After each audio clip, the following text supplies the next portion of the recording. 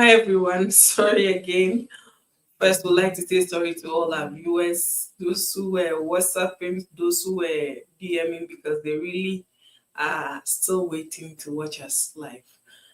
The technical problem was so serious that after all was solved, lights went off and we are using our generator to bring to our viewers what we always like to do, bring it to you live for you to learn and also know that it's so important. We are just contributing our quota to maternal and child health in Ghana, to be precise, making sure that all mothers are equipped, all fathers are equipped, caregivers and the supporting staff, which is the family members, are also equipped so that we can all learn. Before we start talking about breast milk supply, we'll talk about our baby oil and our baby soap. I recommend this to every first time mom and every second, third, fourth, fifth, sixth, seventh, 10th, 11th time mom, especially in the first 6 weeks of the childbirth. Go in for this one. That is the mild and gentle, because we know that at that time the child has a very sensitive skin, and every sensitive skin, you need something mild, you need something gentle to work on the baby. So this is the recommendation I'm giving today. Let's all go out to the various shops and get it. Blue doesn't mean it's for boys alone. It's for both boys and girls. New babies which are born from 0 to 6 months. Thank you. So let's go straight to our today's topic and let's bring in our questions. We are here to answer all, and any concerns that we have as mothers, caregivers, as mom to be, and new time moms. Let's bring it. We are here to answer, irrespective the topic we are talking about. Any question pertaining to mother and child, we are here to answer. Thank you. So today we are talking about breast milk supply. Breast milk supply. Now, breast milk supply is about demand and supply. Yes, demand and you supply. This is a simple, plain English which all of us will understand. I demand something, you have to supply for me. The baby is demanding, mother needs to supply. So I'm going to show you a picture on my screen that will just talk about the demand and supply about breastfeeding. Now, when we look on the screen, this picture is known as a let down reflex. A let down reflex. So you can see, just follow the arrow. Baby has been supplied breast milk, isn't it? So when the baby sucks at your breast, tiny nerves, yes, are stimulated in the nipple. That sends a message to your brain. So as the mother, you could see the arrow. It starts from the baby. Baby sucks, messages is sent to the brain. So those tiny nerves can be found in the areola. So those black things that we see, or pink things that we see around our breast when we deliver, those nerves can be found around that area. Then immediately those messages are sent to the brain, part of the brain which is called the hypothalamus. That is where the message is being sent to. That area of the brain, it produces oxytocin. Oxytocin is a hormone that at the end of the day, it is in only women. It's not in anybody. It is in a woman. That one, that helps the placenta to come out successfully. That is the oxytocin. Then from the brain, that the hypothalamus that produces the oxytocin, messages is also being sent to the pituitary gland. Yes, the area where the brain produces prolactin. Yes, the pituitary gland, that's where prolactin is being produced and releases the hormones onto the bloodstream. Then the prolactin, that is the hormone that causes the breast to produce milk. Then from there, oxytocin again is being released. That is the hormone that causes the let down. Yes, the let down reflex, causing the breast to push out the milk. So it's the oxytocin that causes the let down. So when you look on your screen, you could see that they said more prolactin secretion is always at night and suppresses ovulation. So a lot of prolactin is produced at night. That's why we encourage that night breastfeeding, that is from 10 p.m. all the way to 2 a.m., 3 a.m. is always the best. It's always the best, because at the end of the day, if you produce enough breast milk during that day, it can suppress and it can stay for long. So breast milk supply is primarily regulated by supply and demand. That is what I've just explained. Frequent and effective breast milk removal through breastfeeding or pumping signals the body to produce more milk to increase milk supply. Ensure frequent and effective milk removal, proper latching, and adequate rest and nutrition. So now, supply and demand.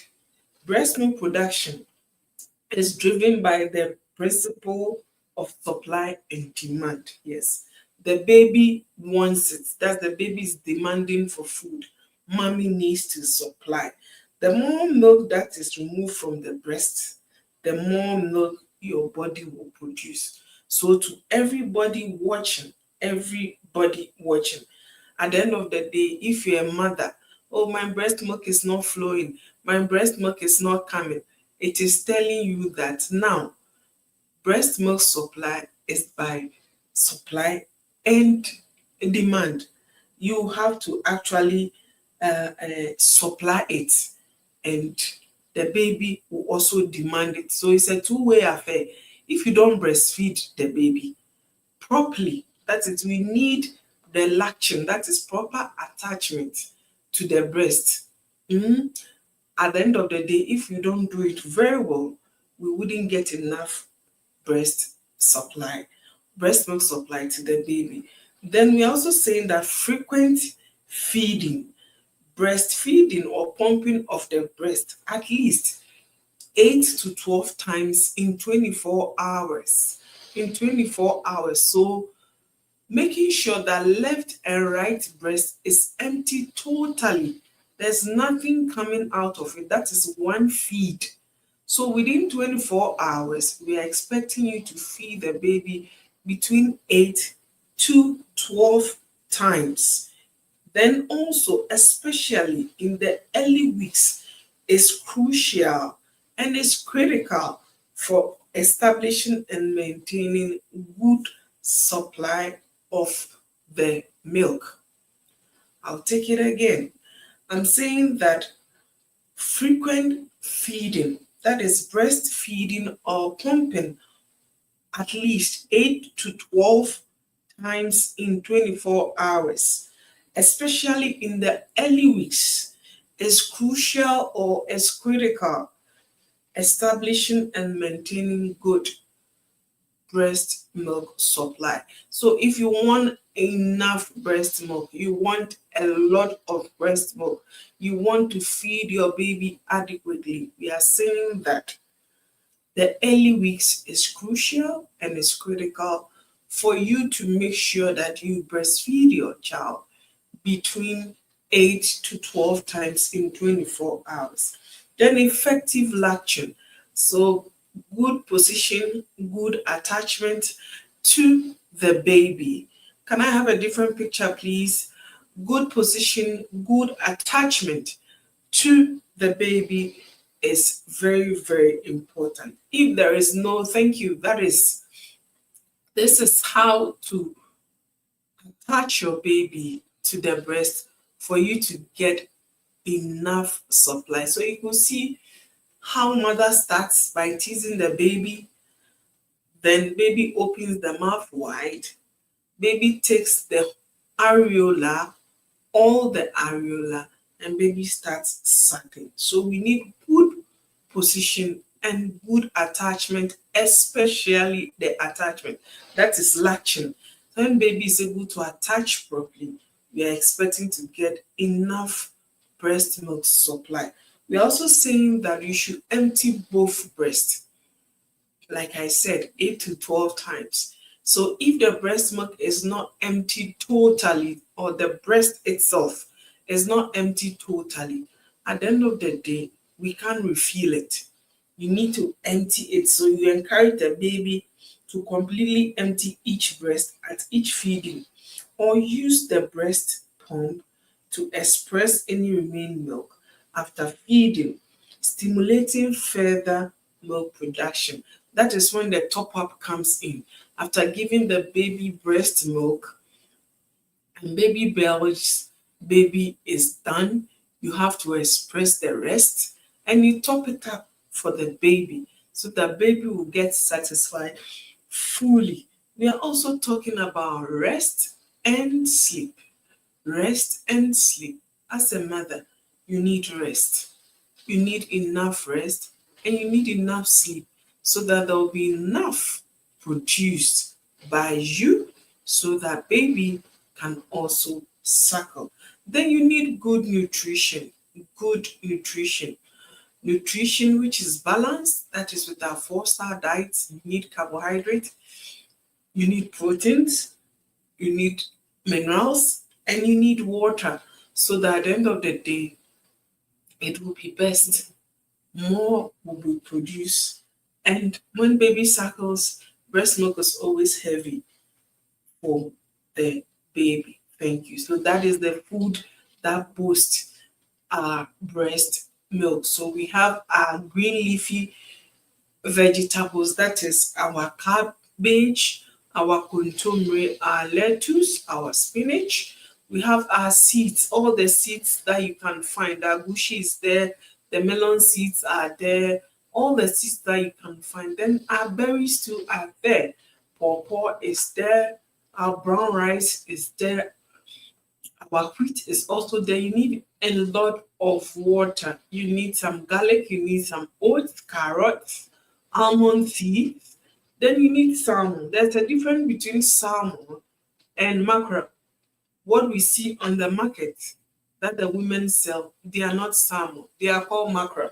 There's a difference between mackerel and there's a difference between salmon. So when you are getting the food, you make sure it's balanced.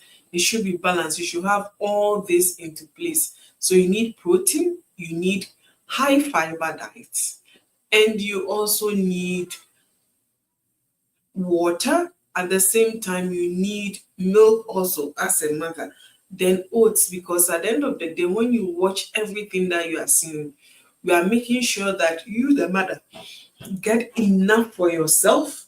At the same time, also, you, the mother, should be ready to prepare somebody who says sumptuous meal in the breast so that the child wouldn't be obese.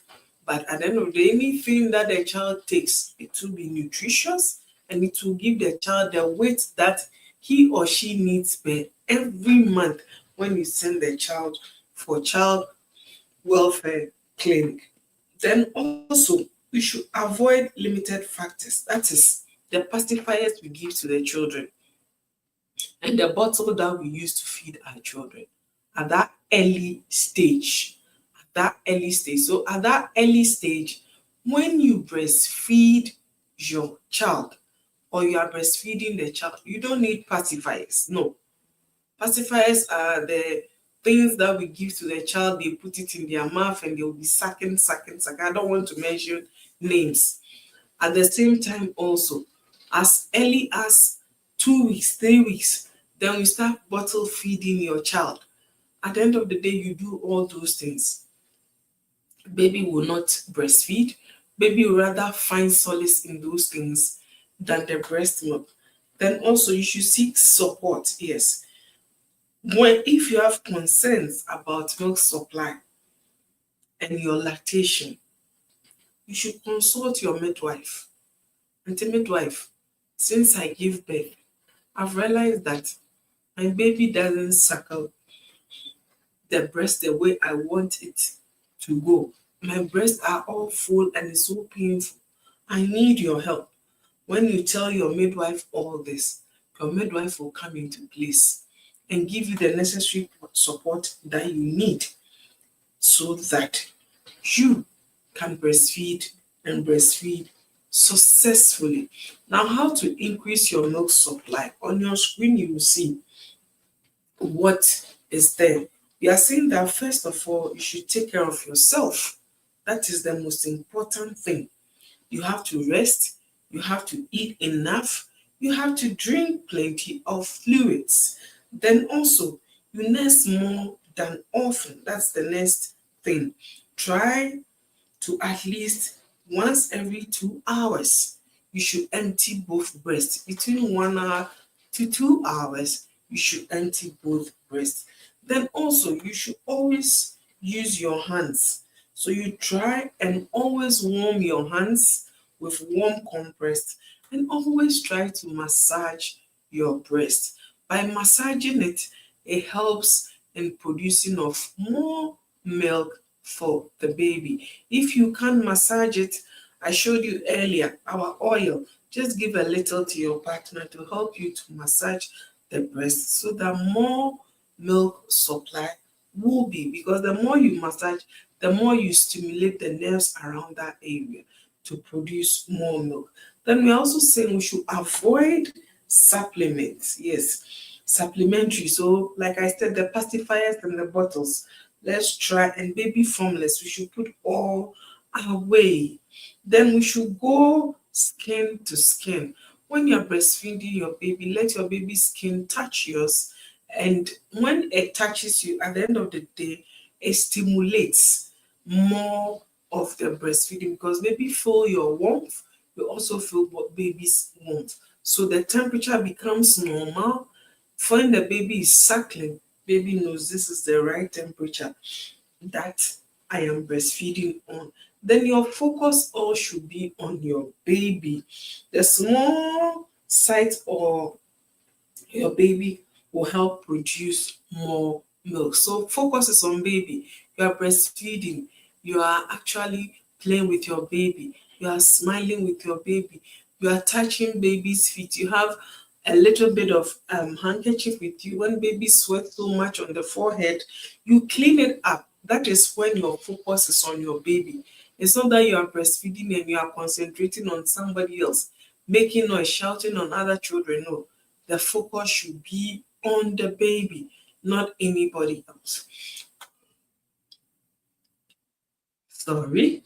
When baby realize that at the end of the day, baby will concentrate in breastfeeding, then also we should pump it up. Yes. So after breastfeeding your baby, like I said, you need a top up for your child.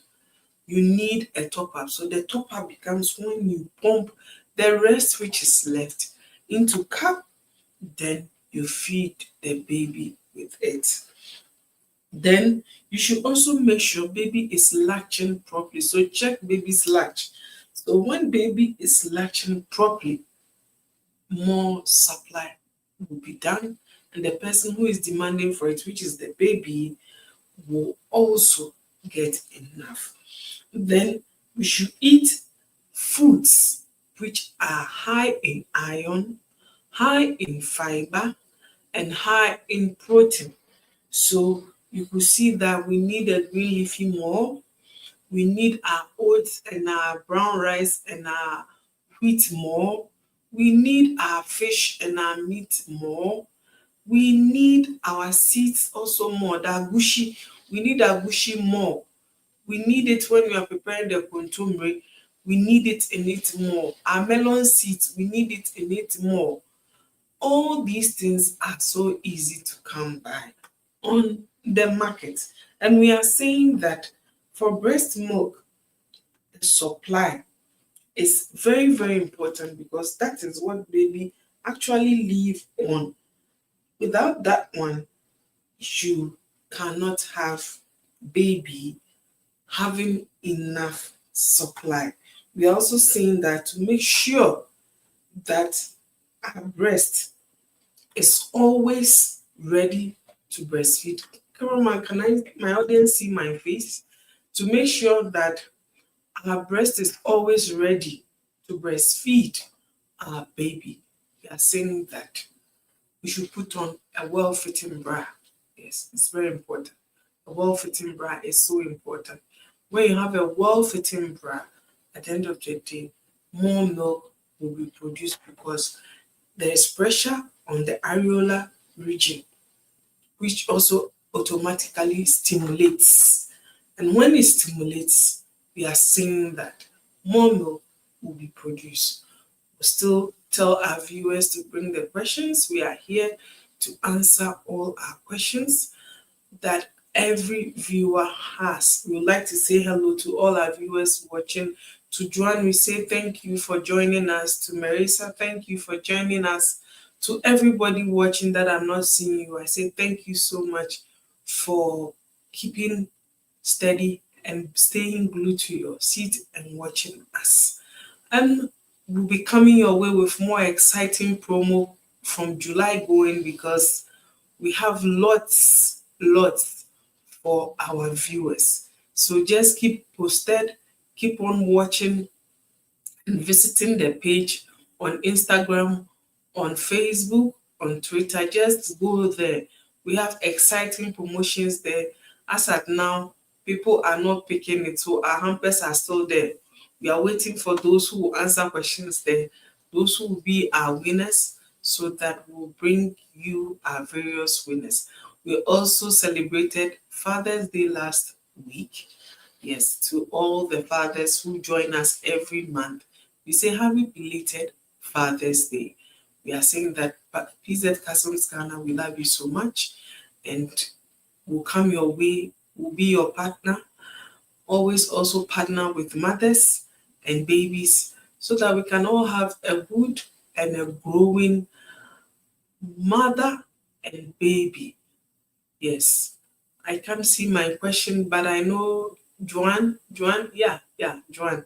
How do I manage engorgement with a well-fitting bra? Thank you, Joanne. Okay, so Joanne, one, engorgement of the breast, the person who caused it is the mother, not anybody. Yes, when there's poor position and attachment, that's when the breast becomes engorged. We are saying that we are supposed to breastfeed baby 8 to 12 times in a day, making sure that the breast is actually empty totally. Somebody will say, how would you know my breast is empty and totally? When baby breastfeeds and it's empty, baby will start mimicking and making sounds, crying, for you to know that you have to swap to the next one because baby is using all the energy and nothing is coming out of it. After emptying both breasts, or if partially empty, we are saying that we should pump the rest of the milk out. Joanna, so when you pump the rest of the milk out, you wouldn't get engorged breast at all. But how to manage it? Engorged breast is so painful, very painful. How to manage is by one, expressing the milk out of it. If the milk is not bloody, you can give it to baby by cup and spoon. But if it's bloody, we are saying that you throw it away. Then you seek medical attention as soon as possible by visiting your midwife or your doctor, letting them know that this is what is actually happening to you. Because engorged breast is not something good that anybody would like to experience. It's painful. Your temperature can go as high as 45 degrees when you are having engorged breast. So, Joanne, what I'll tell you is let's breastfeed more. Let's express more. Let's keep, we can refrigerate breast milk for 6 months. Yes. And we can keep breast milk in room temperature between 12 to 24 hours, depending on where you are staying. If the place is cold enough, you can keep it all the way to 24 hours.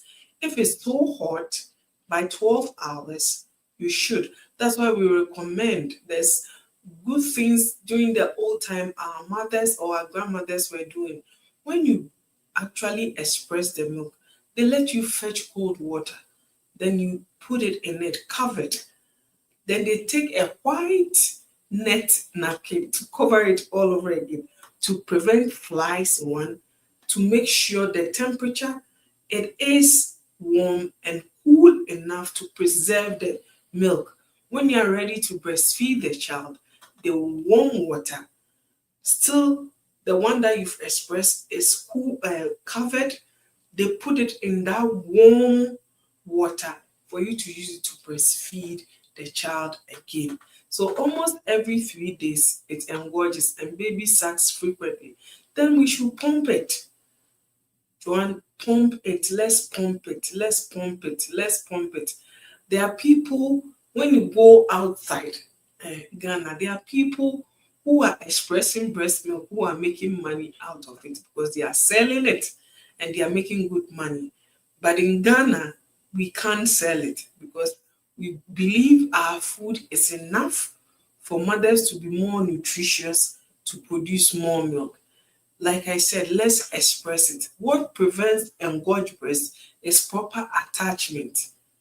When baby is not attached properly to the breast, it becomes an issue. You know, I'm on studio, it's a live program, but I'm going to show you something. Cameraman, pardon me, let me pick my baby. Yes. Okay. So this is my baby. My baby I always bring to the studio, yeah, my beautiful baby. So I'm going to show you how I position and attach. Come on, can you send us back to the good latching? The one with just the two babies, yeah, not the long one. Good latching. So if, yes, thank you. Yes. Joanne, are you seeing this? You see, babies, before you even put the breast milk in baby's mouth, you have to tease baby. You have to actually tease the baby a lot. So baby's mouth will be wide open. Breastfeeding of a child is not an easy thing. You don't just be in a hurry to let go. No. So mouth is wide open before you actually put the areola first, then the whole areola and the nipple will enter. Now, Karawan, can you give me the one with the lengthy, how baby suckles? Yes, thank you. So you see, when you see the whole areola, it is in, then you push, you push, you push. So when you look on our fifth picture, that is the one down, have you seen the way baby is holding the areola? Baby starts suckling. So you could see everything goes straight to the gut. It doesn't pass anywhere. And there is no air coming. Please, can you take it off and show me again? Nothing is out. Yes, everything goes in. Everything goes in. Nothing comes out. One thing we should also bear in mind is if you don't position your child properly and baby is not attached properly to the breast, you realize that baby will be suckling more of air than the food itself that baby needs to get. More air comes than the food itself. So engorgement of breast, that is there's poor latching, that is poor attachment to the breast. So Joanne, as you are listening to me, you know, Page, you one of our mothers, favorite mothers, who is always there asking questions. You are always there anytime you have a problem, you come there and ask the question, and I'm there to also answer you. You know that. Just take your time. Yes, Ophelia, I'm coming. Just take your time and position and attach the baby. I know that process, first time, especially when you deliver fresh, is really painful because when baby is sucking the breast, you feel it all the way in your uterus. That should tell you that healing has not taken place. And the release of the oxytocin, that helps the uterus to contract and to go back to the way you were before when you were not pregnant with the baby. Yes, that also helps a lot. I hope, Joanna, I've answered your question. If I haven't, just come back again. I'm going to talk about Sophia, another mother who is always glued. There are some I will never forget their names, irrespective where I find myself, because it puts smiles on my face anytime I see them, because somebody will say, I was there with them day one, when they get pregnant, when they deliver, when they get pregnant, when they deliver. So there are some of the mothers that will always be there to ask the questions. They will tell you, I'm not going to ask anybody, I'm coming back to where I learned it from. So midwife Ruby, please, I want to know if hyperthyroidism affects breast milk production. Yes, it does. It does. Yeah, it does. It does so much to the extent that that is our thyroid gland, isn't it? We all know what the thyroid does for us.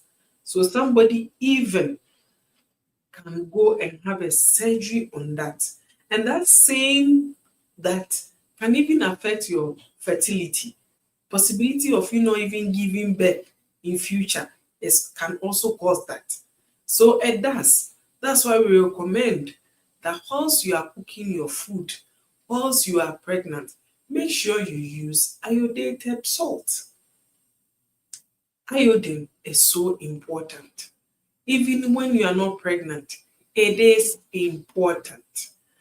Also, I want to know some of the medical conditions that affect breast milk production. Okay, so breast cancer is also another factor.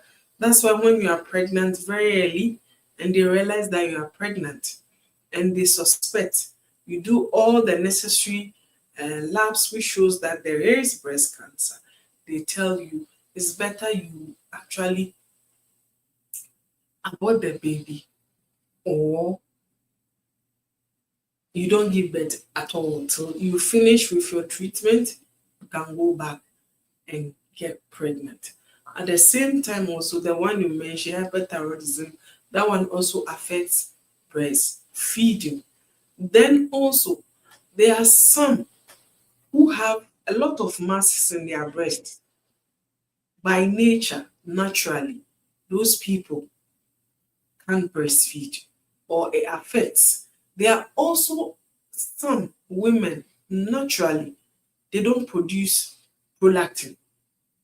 Yes, they don't produce prolactin at all. They don't. And those people automatically can also not produce breast milk, because if you don't produce prolactin, how can you actually breastfeed your baby? So those medical conditions that we are talking about is 1 out of 100. That is when you take 100 mothers, you only get one. And those ones that you can get, those ones is true when they were young, growing up, you could see they come. But for instance, hyperthyroidism, that one, you can even grow up without it. But latter part of your life, you'll be getting it. Yes. So those who have the goiter, I have, it's called goiter. You could see the neck is so bloated, it's big all the way here. It's those people, those women, those are the people we are talking about. Yes. Then we have some women also. They are women, all right, but when it comes to breast milk, they are like men. They can't produce, but they can get pregnant. God is so wonderful in all his dealings. So all these things we are saying, these medical conditions that we are talking about, they are serious. That's why when you are a woman, there are various labs you need to be doing even to prepare yourself to get pregnant or to be a mother. Somebody will say, oh, me, my mother's time, there was nothing like that. Yes, your mother's time, there was no artificial fertilizer, there was no a lot of air pollution, there was no a lot of things. But at the end of the day, this our generation that we find ourselves. Everything is quick, quick, quick. We want everything quick, quick, quick. So there are so many problems that comes along with the quick, quick, quick that we want. And the quick, quick, quick is not solving the problem for us. And we are saying that it's best we eat wholesome food, organic food, more of the greens, and more of what we know is best for us. Yes. Then Atu Odro, thanks so much for the education. The first time my wife was breastfeeding, she felt it in her inner part. And at that point, she saw the baby sucking so well. Atu, thank you so much. Yes, thank you so much. So, the inner part is when you feel the pain in your uterus all the way to the vaginal wall. Yes, that is what Atu wants to tell us about. Because it's so painful when the baby is actually suckling. It's so painful because at the end of the day, you'll be shocked. Some mothers even cry. They cry for the first 1 week. For the first 1 week, they cry because they feel so uncomfortable, especially even if the mother has been given episiotomy. I'm telling you, it's not something good that I will actually say it for every woman to go through. No, because when they give you the episiotomy and healing is taking place, the uterus itself, baby just came out, and the uterus has not healed fully, and baby also is in demand of breast milk that you, the mother, need to supply. When the baby is actually suckling, that process is so painful that some will say, okay, it's okay. The baby sucks for about a minute, they put the baby somewhere because they can't bear the pain. But I'm here to tell you the good news. When you breastfeed for long, you're able to endure the pain for some time. The pain goes away totally, totally, and you even forget your pain. Ophelia, I had a surgery about 16 years ago. I take my medication, but I see that my breast milk supply is very low. The previous pregnancy after delivery, the breast milk supply was enough. But this particular one, when I pump, I don't even get 150 mils. I'm taking almost everything that will make me get enough supply. Yes, I'm so happy, Ophelia, you've made our viewers to know that you did your surgery. That is the hypothyroidism 16 years ago. That time, somebody will say, you didn't have a clue about what awaits you. And I'm happy you told me that the first pregnancy, you had enough, but this one, you are not having enough. Okay, Ophelia, let's go back to things that we're doing right when we had or when we're having our first baby.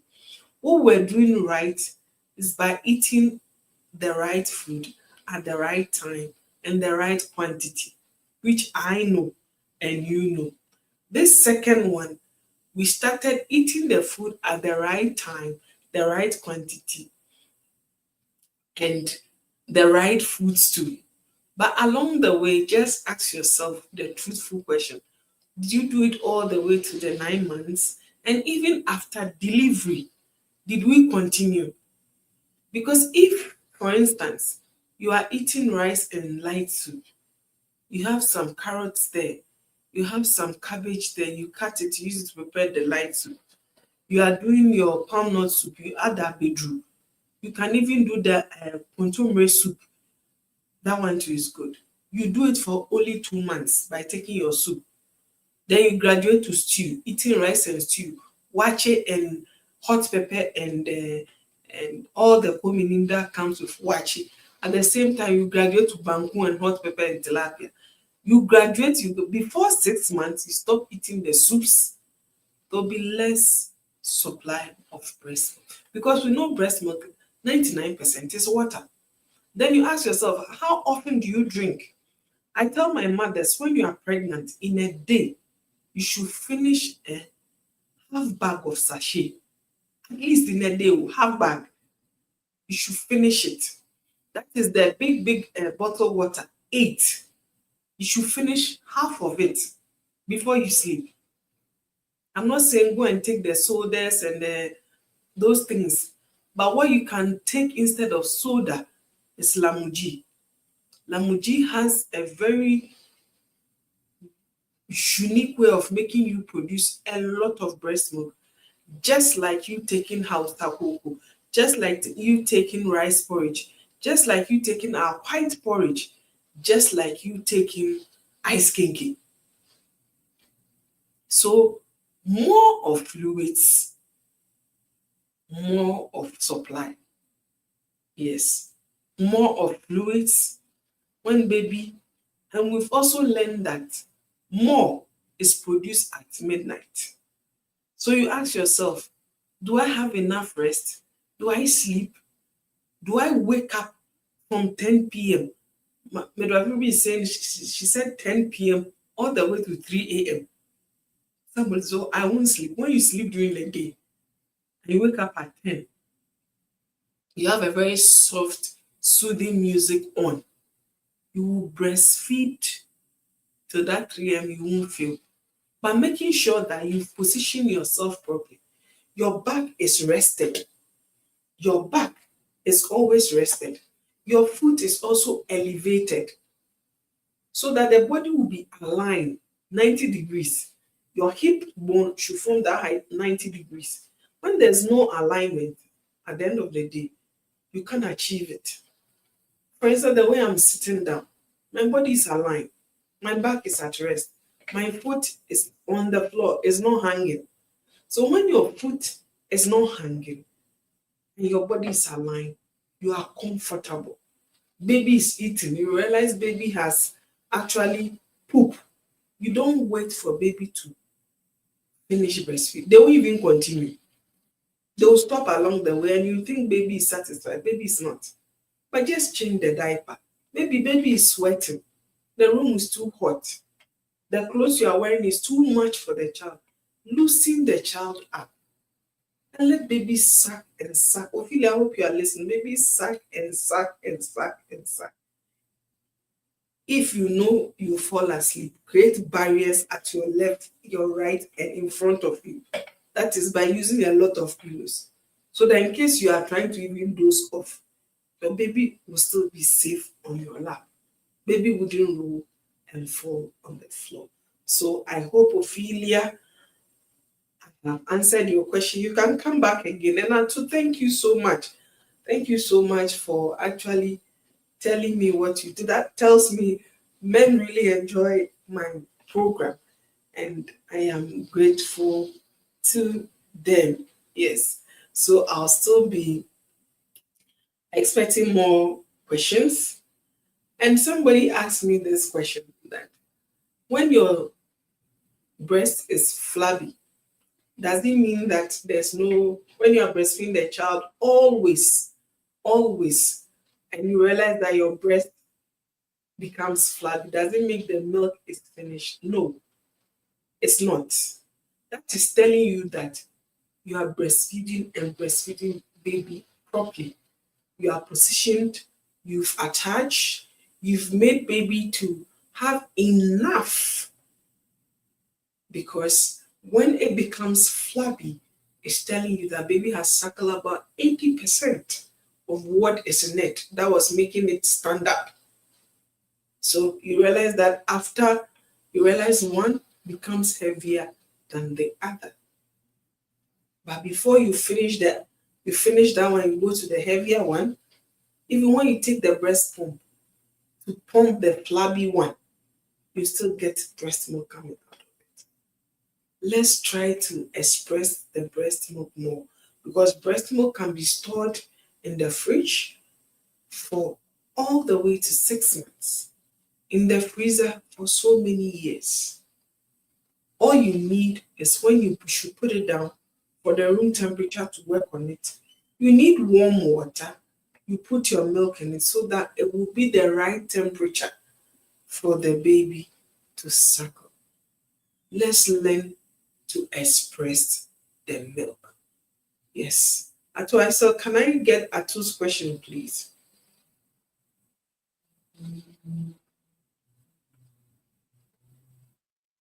I saw Atu asking a question. Please, can I get my question?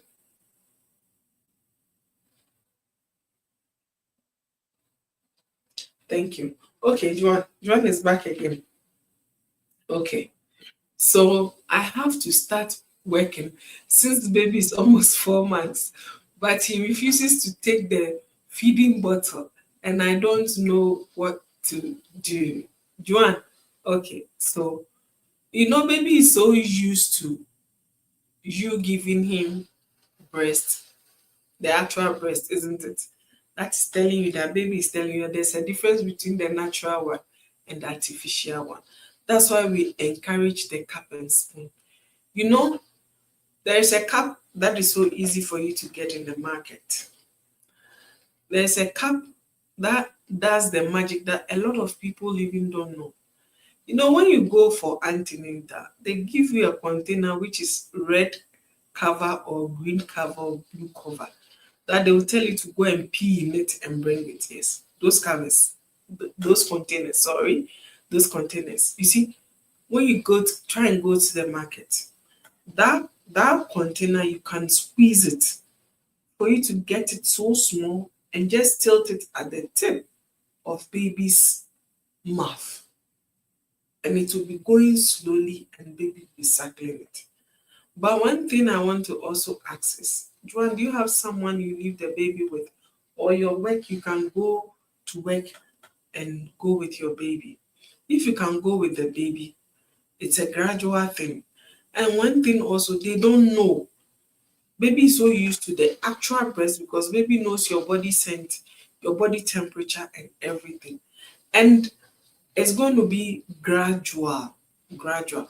But I encourage you to use the cup and spoon, or there's a cup that the tip is shaped like the nipple. But that one, all baby needs to do is just pull it and the milk will flow gradual.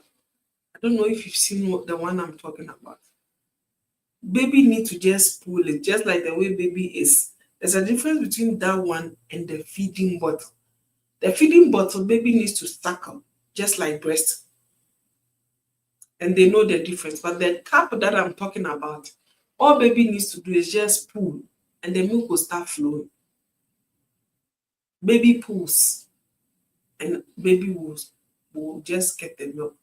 But I would like you to try the cup and spoon. That one is perfect. It's very, very important. Breast milk or the breast itself, there's a difference between the bottle and the breast. And children of today, they are so smart, they are so intelligent that they know the difference. And if the bottle is not kept properly and the smell of the breast milk changes, they will never take it. They wouldn't. So how you sterilize your bottles also have a part to play. You need to sterilize it and sterilize it well. There are sterilizers that you put in hot water that you boil the water together. Some are in crystal form, some are in tablet form. If only you can afford those ones, it's you. But if you can't, after even washing it with your soap, your brush, and everything, it still needs to go through sterilization. That is adding those, either the tablet or the crystals to it in the hot water. Then you put your bottles in it. Then you make it clean as good as possible. Then you can put in the pumped breast milk. But if it's something that you just wash with salt water, no. The scent and the taste, it changes in their mouth. Because no matter how dry it is, that scent or that taste of the salt is in it. Now, things have changed so much so that even when you sterilize the bottle, there's another one that is like a heater. You pack the bottles in it and you on it and produces a mist and the heat together to make sure the bottle is as new as if it has not been used. Those ones, when you're able to do that, when you give it to the baby will actually breastfeed and baby will take the breast milk. But if it's the normal way that I know that we use the hot water and the salt and all those things, even that salt, when you are done and you dry it, the taste of the salt is still in the bottle. Some children are so particular about so many things. You think it's normal. No, they know the difference and they can differentiate. They can differentiate. So, Joanne, it's over to you. But when you do your top up after breastfeeding, there should be a top up. After breastfeeding, there should be a top up. When you continue to do the top up should start as early as 6 weeks. If you were doing top up as early as 6 weeks, baby should be used by now. Used to it. Baby shouldn't have issues when you are giving it to baby. They should be used to it by now. So just keep on trying. Keep on trying. You don't wait 1 month if you are going to work before you start doing top up. They don't know it because in their mind, it's always the breast milk. You even sleep with the baby. Once you are lying down, you put the breast in their mouth. When you give them that, they'll never take it. So let's look at all this. Let's put it together and let's do it together. You know where to find me when you're having challenges. And we'll sail through. Don't worry. We'll sail through. Okay? Then we also know that medical condition like diabetes also can hinder breast milk supply. We shouldn't forget that. We shouldn't forget. So if you know your mother is diabetic, your father is diabetic, your house, there's diabetes there, but you are not having it, start putting in the precautionary measures. By stop eating late, by avoiding foods which are saturated in fat and sugars, not artificial sugars, you stay away from it. And eating of healthy diet. You avoid carbohydrate, too much carbohydrate diet, but you take in high fiber diet. As a mother, that one too also helps and helps a lot. Do I have more questions?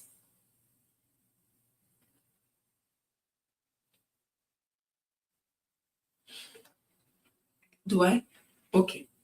I think I don't have any more questions. So today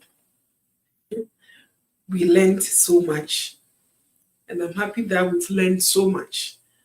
And I'm happy that I hope I have answered everybody's question. We learned that breast milk supply is by this process, that is the let down reflex. And we also learned that breast milk supply is by demand and supply. It's the baby who is demanding. You, the mother, need to supply. If you supply, baby will always take it.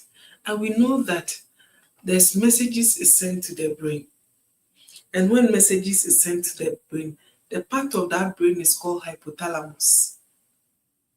Then it goes all the way to the pituitary gland, which at that area, it goes through the bloodstream, then through prolactin.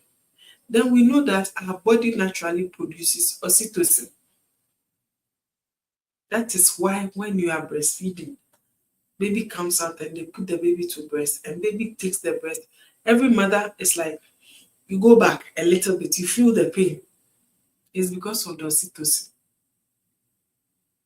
Without oxytocin, without prolactin, I'm going back, without the pituitary gland, without the hypothalamus,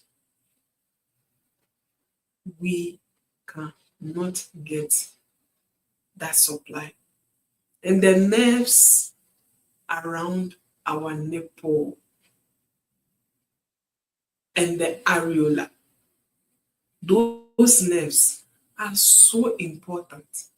That's why we say that at the tip of the nipple, either yours is black or yours is brown or yours is pink. Don't remove those things and say it's dead. Those things there are a barrier holding the breast milk on. The child suckles, that thing goes off. That's why you always need a breast pad to hold the nipple when you're not breastfeeding. Otherwise, you're going to wet your clothes. When those things goes off, so immediately you start taking those things off, saying it's dead. Once the baby is not in, milk will start flowing. And when you are pregnant, your milk shouldn't flow. There shouldn't be. When milk starts flowing, it's telling us maybe it's in. So we are supplying. We also learned that there are medical conditions like hypothyroidism, like diabetes. Anybody who has breast issues or has gone through breast surgery before, possibility that you can breastfeed is very, very low. On a scale of 1 to 10, I'll give you 2. Yes. Or 1.5. There are some women naturally, that is their makeup, they can never breastfeed in life. Those ones are there. That is 1 out of million. Sorry, 1 out of 100. You take 100 women, you can only get those people. And those people, even fertility issue is so much on them that unless God comes to perform a miracle, even when they do all these fertility tests and all those things, it doesn't work for them because their hormones, majority are like men and minority are like women. And for you to even conceive, your hormones 99.9% should be like a woman. The 1% should be like a man. That makes you the dominancy. That's the dominancy of it is the womanhood, not manhood. You can have features. That is, maybe there will be a little bit hair around your chest, there will be some around your chin, there will be some around the side of your hair. There are some women naturally they are hairy, even their backs, their hands. There's a lot of hair. But when they do the test, 99.9 shows they are women. There are some who don't even have a single hair any part of their body. But they do the test, 99% shows their hormones are more dominated as men than women. Those ones too are there. Those are peculiar and rare cases that you can find. But as me and you, as Ophelia, as Joanna, then Ato at one side, you could see that there's a vast difference. And to encourage all fathers, all husbands, all partners, let's give the women that support. When your partner expresses the milk and she's sleeping, try and breastfeed or spoon feed or bottle feed your baby. Don't wake the woman up because she needs that rest. She needs that sleep so that she can actually breastfeed more and produce more milk. So that when she wakes up at 10 p.m., she can give the baby the breast all the way to that 3 a.m. or that 2 a.m. Then they can go back to bed again. I'd like to say thank you so much to everybody who waited for us. Those who couldn't also wait, we say, don't worry. It's one of those things. You can't do anything about it. It's electronic. You can't do. And when the power goes off, definitely one will have to switch on our generator. It takes time for us to come back again because it's a live presentation. So we are saying that we love you so much and we are sorry for keeping you waiting, but we know the waiting was worth it. I will come again next month with more of things that you need to know to prepare you as a mother, to prepare you as a father, and to also enlighten your path as you go through the channel or the tunnel of motherhood and fatherhood, because we need healthy children, responsible children who will grow and to be good citizens of Ghana, because it all starts from immediately conceiving takes place. When there's conception, that's when the nurturing starts. So how we nurture our babies, what we let them see, what they go through, make them responsible adults in future.